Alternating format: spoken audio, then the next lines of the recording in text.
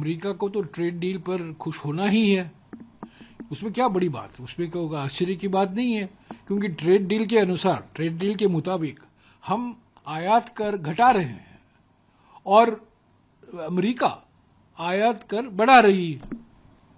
Trade deal 6 तारीख फरवरी को जो समझौता हुआ दोनों देशों के बीच में, उसी कुछ ही दिन बाद 125% यानी 126% ड्यूटी लगाई है सोलर मॉड्यूल पर। ये तो ट्रेड डील के बिल्कुल विरोध में है। पर ट्रेड डील में जब हमने वादा किया है अमेरिका को कि हम कृषि के क्षेत्र में आयात कर हटाएंगे या घटाएंगे, तो वास्तविक है कि अमेरिका खुश होगा, इसमें कोई बड़ी बात नहीं है। रूस के तेल के बारे में जो बयान आया है अमेरिका की ओर से, ट्रेजरी सेक्रेटरी से, बहुत आपत्तिजनक है। कहां से हम तेल खरीदेंगे, कब खरीदेंगे, कितने मात्रा में हम खरीदेंगे, ये सब हमारी सरकार का निर्णय है, सॉवरेंटी है का इशू है।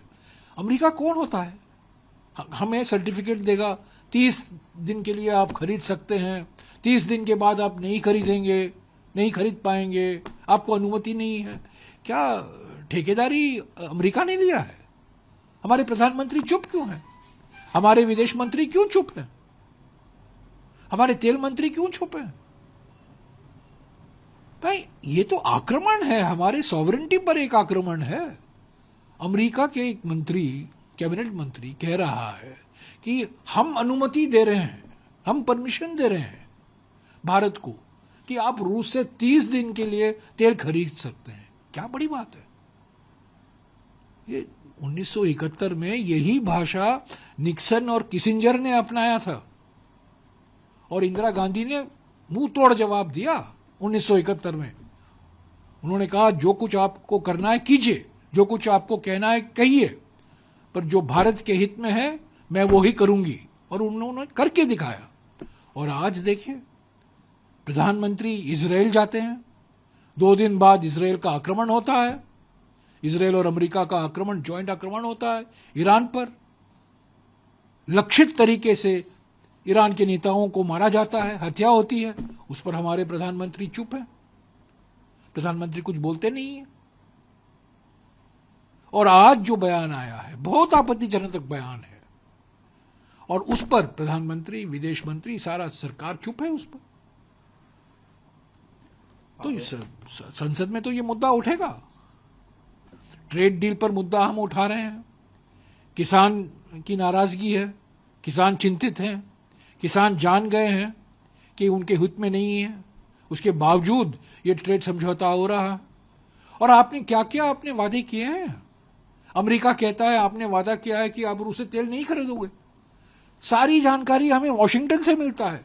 जब ऑपरेशन सिंदूर रोका गया 10 मई 2025 को, पहली घोषणा 5:30 बजे शाम को अमेरिकी विदेश मंत्री मार्को रूबियो करते हैं। हमको जानकारी अमेरिका से मिलता है।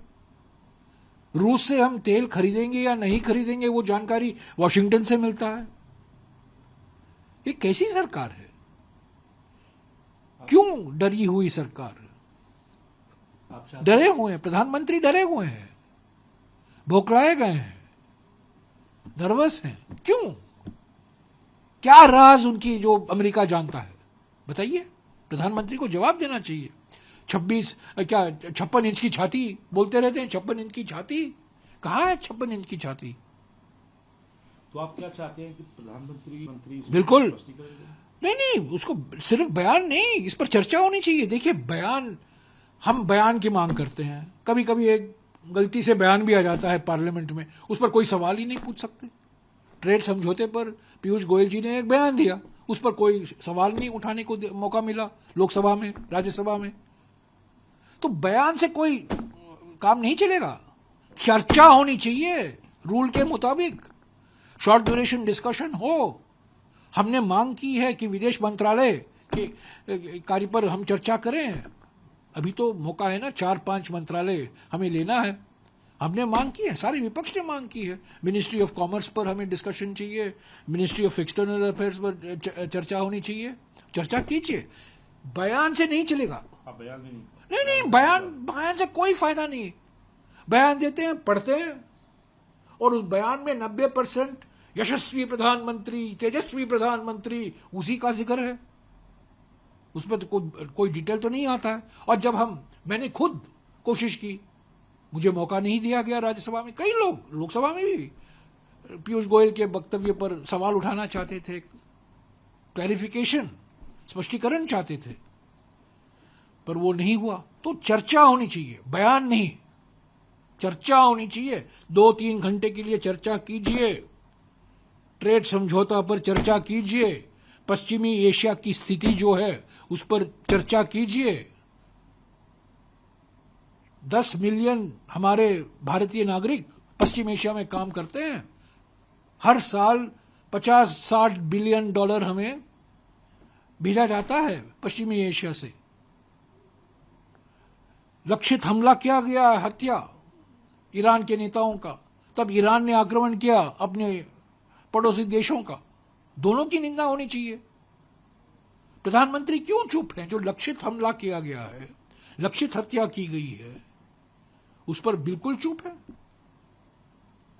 हमारे और देखिए, हमारे इंडियन ओशन में, महासागर में क्या हुआ? ईरान का एक जो जहाज है विशाखापट्टनम आता है, 8 दिन विशाखापट्टनम में रहता है। 19 फरवरी से 28 फरवरी तक 18 जहाज आए हैं, 18 अलग अलग देशों से। अमेरिका से भी एक जहाज है। और हर 2 साल इंडियन नेवी प्रोजेक्ट मिलन, ये एक बहुराष्ट्रीय एक्सरसाइज होता है, हर 2 साल होता है। ये 13वीं बार हुआ है। पहली बार 1995 में शुरुआत हुई थी इंडियन नेवी, जब नरसिम्हा जी प्रधानमंत्री थे। और वही जहाज विशाखापट्टनम से वापस ईरान जा रहा है और श्रीलंका के तट के 40 किलोमीटर दूरी में यूएस का एक सबमरीन उसको मारता है। 80 लोगों की मौत होती है, 90 लोगों की मौत होती है, और हम चुप हैं। वो जहाज क्यों था? वो जहाज इसलिए था क्योंकि वो विशाखापट्टनम आया था। हमारे भारतीय नौसेना के एक्सरसाइज प्रोजेक्ट मिलन में वो शामिल था, उन्होंने भाग लिया। तो ये तो बहुत चिंता की बात है कि हमारे ही तट के पास अमेरिकी सबमरीन घूम रहे हैं महासागर में। सर, एक बड़ी बात ये जो तो दरोगा बन गया अमेरिका, दुनिया का दरोगा बन गया है। ये तय करेगा तेल आप यहां खरीदोगे, हमारे सबमरीन चलाएंगे। कमाल है। इंदिरा गांधी होती तो सीधा बोल देती अमेरिकी राष्ट्रपति को। भारत के आंतरिक स्थिति पे भी 2 सवाल आपसे पूछना चाहूंगा। जो पहला हुआ है कि जिस तरीके से बिहार से तस्वीरें अब सामने आ रही हैं, जेडीयू के लोग प्रोटेस्ट कर रहे हैं, लेकिन नीतीश कुमार अब दिल्ली का देखिए, चुनाव के प्रचार के समय खरगे जी ने बार बार कहा था, मुझे याद है, मैं भी था, और कांग्रेस के सभी नेताओं ने कहा था कि नीतीश जी ज्यादा दिन रोकने वाले नहीं है बिहार में, उनको हटाएंगे। मुख्यमंत्री बने भी तो कुछ ही दिन में उनको हटाया जाएगा, और वही हुआ। देखिए, ये जनता, बिहार की जनता के साथ ये विश्वासघात है। ये जनादेश नीतीश कुमार को था, जनादेश कोई बीजेपी मुख्यमंत्री को नहीं था। जनादेश था नीतीश कुमार मुख्यमंत्री फिर से बने। पर ये तो जो राष्ट्रपति ट्रंप ने वेनेजुएला में मडूरो को लेकर किया है, उसी माफिक हमारे प्रधानमंत्री और गृह मंत्री ने नीतीश कुमार को एक मडूरो बना दिया है। हालांकि मडूरो को जेल में भेज दिया राष्ट्रपति ट्रंप ने, पर यहां नीतीश कुमार को राज्यसभा में ला रहे हैं। पर ये जनता के साथ खेल है, विश्वासघात है। तो आपको लगता है राष्ट्रीय राजनीति में सर आप देखने को अभी देखिए क्या होता है, पर ये तो होना ही था। हमारा ये मानना था कि कुछ ही महीने में होने वाला है, तो जल्दी ही हो गया। और जो आप देख रहे हैं अभी जब पर जनादेश कभी बीजेपी सरकार के लिए नहीं थी। जनादेश नीतीश कुमार का था, मैंडेट नीतीश कुमार मुख्यमंत्री बने, तो बिल्कुल विश्वासघात हुआ है, बिट्रेयल हो ना। मुख्यमंत्री भी अब जदयू से होना चाहिए, भाजपा से नहीं। मुख्यमंत्री नीतीश कुमार, उन्होंने कहा मुझे चुनो, मुझे एक और मौका दो। नीतीश कुमार ने चुनाव में तो कभी नहीं कहा मेरे बेटे को वोट दो, उन्होंने कभी नहीं कहा कि सम्राट चौधरी को वोट दो मुख्यमंत्री बनने के लिए। उन्होंने क्या कहा? उन्होंने कहा मैं मुख्यमंत्री बनना चाहता हूं, मैं बनूंगा, और मुझे एक और मौका दीजिए। और जनता ने मौका दिया और कुछ ही महीने के अंदर वहां से हटा दिया बीजेपी ने। और जो ये अभी आप देख रहे हैं गवर्नर्स को, अभी देखिए क्या होता है। महाराष्ट्र में उन्होंने पार्टियां तोड़ी, एनसीपी को तोड़ा, शिवसेना को तोड़ा। अभी देखना है टीडीपी को, चंद्रबाबू नायडू को भी कहीं राज्यसभा में ला जाए, वहां भी कोई मडूरो कांड घटेगा कि नहीं। अब आप देखते हैं कि क्या अब जब राज्यसभा के एक नौकरी होकर रहेंगे जो है नीतीश कुमार, नहीं, उनका भी वो बड़ा रोल आपको मुझे तो कोई जानकारी नहीं है, मेरा कोई संपर्क नहीं है, मैं तो जानता ही नहीं हूं। पर आप लोग तो प्रधानमंत्री बनाने की पेशकश कर रहे थे, उनको आपने इंडिया ब्लॉक में लीड आप लोग। हाँ, पलटी तो उन्होंने की ना। दिसंबर के महीने तक 2023 तक 4 बार पहली बैठक इंडिया गठबंधन की पटना में हुई थी, पटना के बाद बेंगलुरु में हुई, बेंगलुरु के बाद मुंबई में हुई, मुंबई के बाद दिल्ली में। 7 महीने तक इंडिया गठबंधन के एक स्तंभ थे नीतीश बाबू, पर पलटी मारा उन्होंने जनवरी 2024 को। उन्होंने कई बार पलटी मारे हैं, पर इस बारी पलटी नहीं मारे हैं, उनको पलटी मारने को मजबूर किया गया, यही फर्क है। ये जबरदस्ती उनको पलटी मरवाया गया। लेकिन राज्यपालों की नियुक्तियों की भी कैसे आप देखते हैं? कई राज्यपाल, आरिफ मोहम्मद खान साहब को ड्रॉप कर दिया गया, कई राज्यपाल। देखिए, राज्यपाल है कौन? राज्यपाल तो बीजेपी पदाधिकारी हो गए हैं। वो गया वो जमाना जहां राज्यपाल हुआ करते थे। आज देखिए केरल के राज्यपाल, तमिलनाडु के राज्यपाल, पश्चिम बंगाल के राज्यपालों की जिस तरीके से राज्यपाल अपना कामकाज संभालते हैं, राज्य सरकारों को हमेशा उत्पीड़न की राजनीति जो मोदी सरकार की है वो राज्यपाल द्वारा दी जाती है।